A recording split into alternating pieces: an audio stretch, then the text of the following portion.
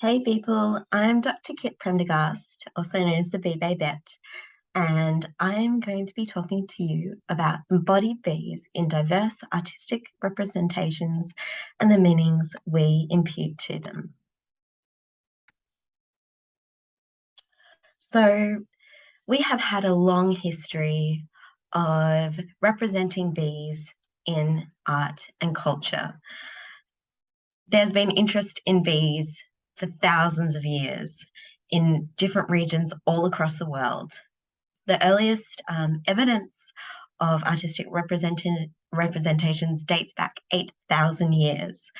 And myself and an amazing team of co-authors looked at this, and we used a bioaesthetics approach to look at how modern humans have developed our artistic appreciation of bees. So check that paper out, open access.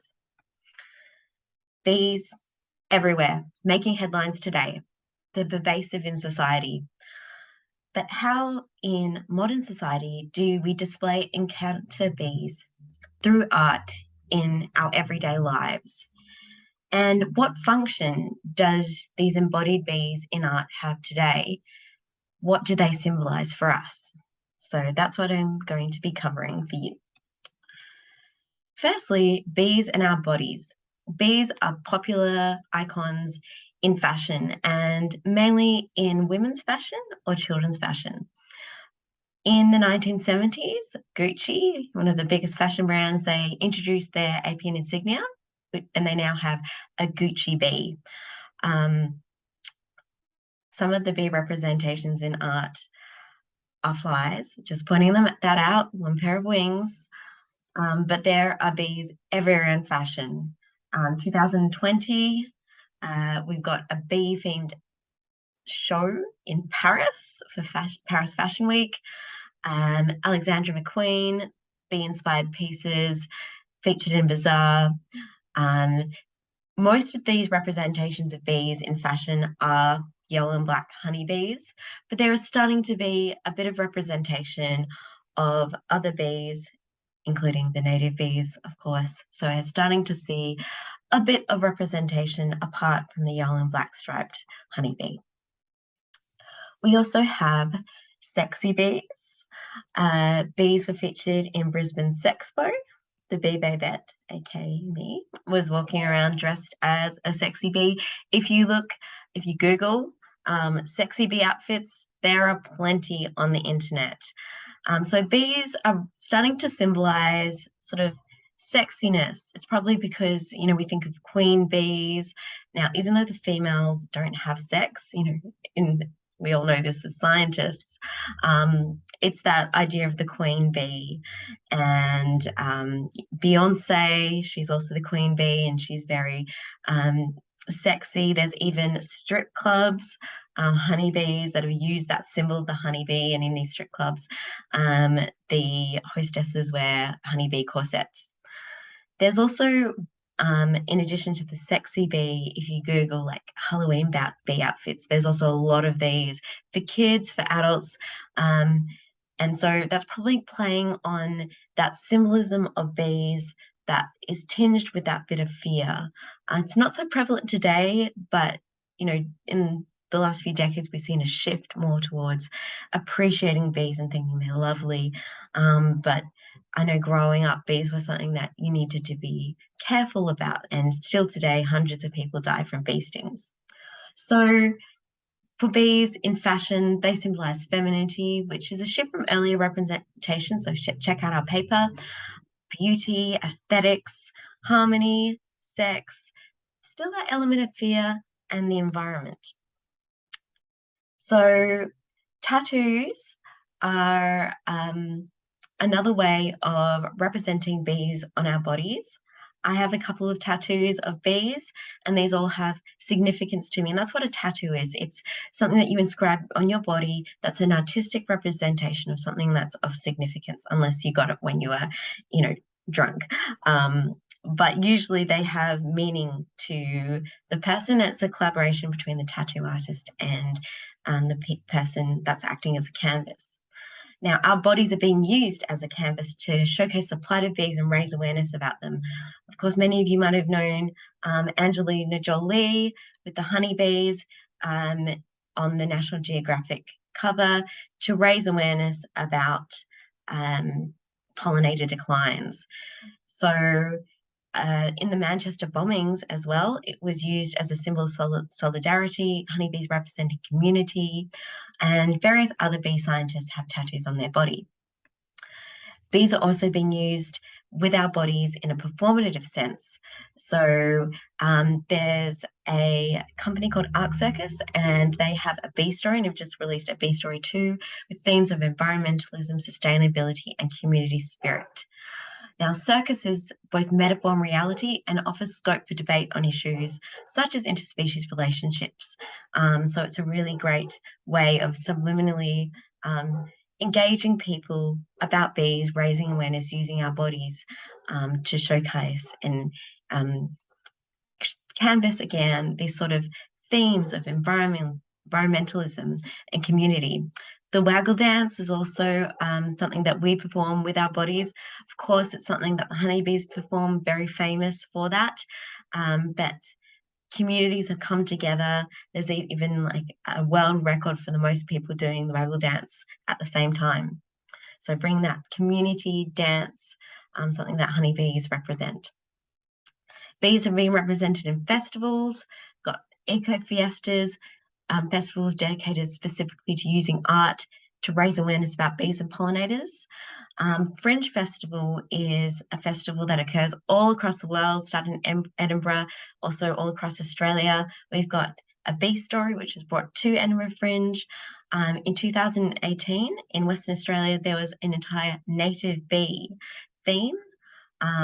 Bees were also showcased at the Earth Optimism Folklife Festival and Pollinator Festival. So bees being represented in festivals, and we're starting to see, I guess because festivals are a bit on the fringe, we're starting to see the native bees because they're a bit fringy compared with the honeybee. We're also having live bees represented in art. We've got the actual colonies of honeybees represented in artistic installations, bee chapels, Bumble Domicile, can't pronounce that, where we're using art with the bees to create an experience with them. There's also probably inspired by Pokemon cards, which also has bee representatives that was covered in our earlier paper.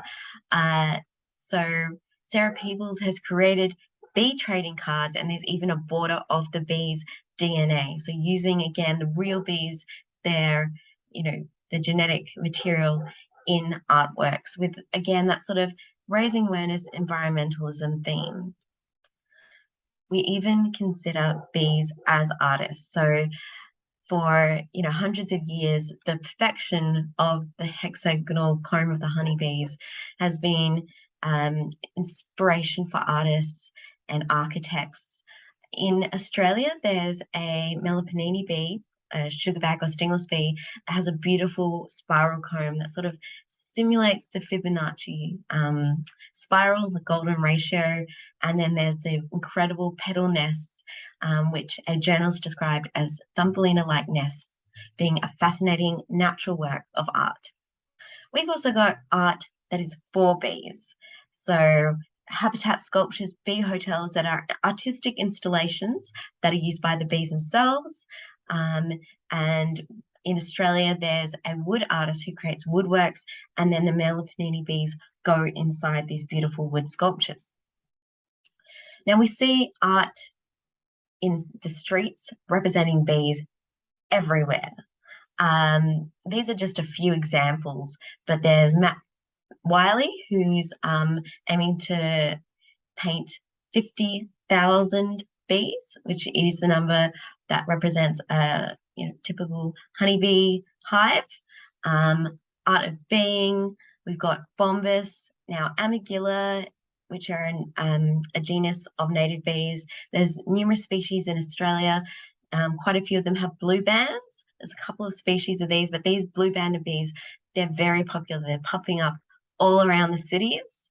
And then internationally, we've also got halictids represented, quite a few bombus represented.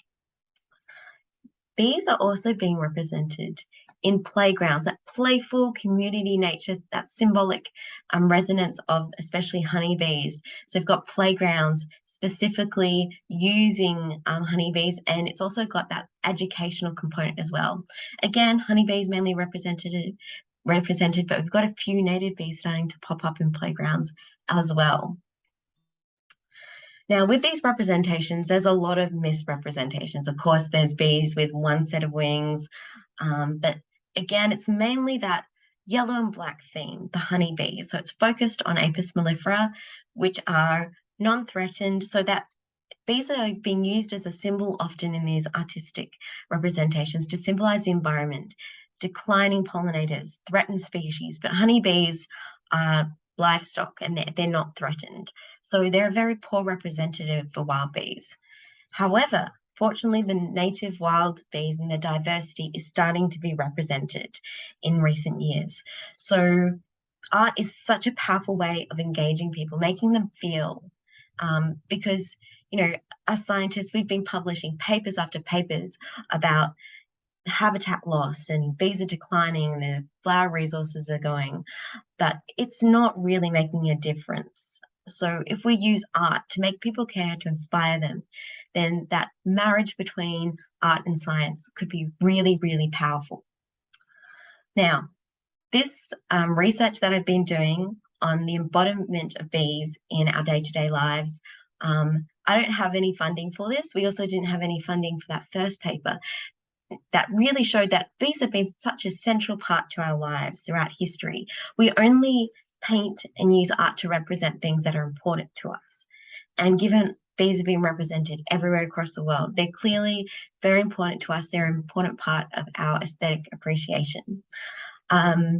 So if you have any funding ideas to publish this research about embodied bees in art today, please let me know, because it's very evident that they are central to our lives, not just in terms of, you know, pollination services and parts of the ecosystem and biodiversity, but an important part of our artistic representations that we represent in our bodies, on our bodies, through our bodies, even creating art with the bees themselves in collaborative projects. So bees are alive in our lives and through art. They're celebrated and represented in festivals, in dance, in circus, myriads of art forms, in our lived experiences. And these are outside galleries, outside the sort of high art institutions. They're in the streets. They're something that we can all appreciate and enjoy and celebrate these. So they have also really important symbolic resonance. As I said, they represent quite a few different things, but there's a shift away from bees representing just something that we can use, or something for honey, that sort of like instrumental purpose, which unfortunately gets the majority of attention in the science articles. Like, we need bees because they do things for us. They are something that has intrinsic value and worth to us. So let's use the power of art to protect bees, especially the wild bees, which, as I said, haven't had as much representation in artistic works. But because art is so powerful and can bring about shifts in public consciousness, let's drive that change. So thank you, everyone. And also thank you to my co-authors on that first paper about the aesthetic representations and our perceptions of bees in art and culture throughout history. Thank you for Robbie Curtis of Arc Circus for letting me use his photos, and also using circus to raise awareness about bees and the importance of the environment. Thank you to you, my international audience. If you would like to learn more about our paper, there's a little summary on my YouTube channel, which is the Bee Babette. If you want to check out some wild bee artwork, I also have a Redbubble store, the Bee Babette. And you can follow my bee science art on my Insta at @beebabette_performer. Thank you, everyone, and I hope that I have opened your eyes to how bees are important and have symbolic significance in our everyday lives through art and culture.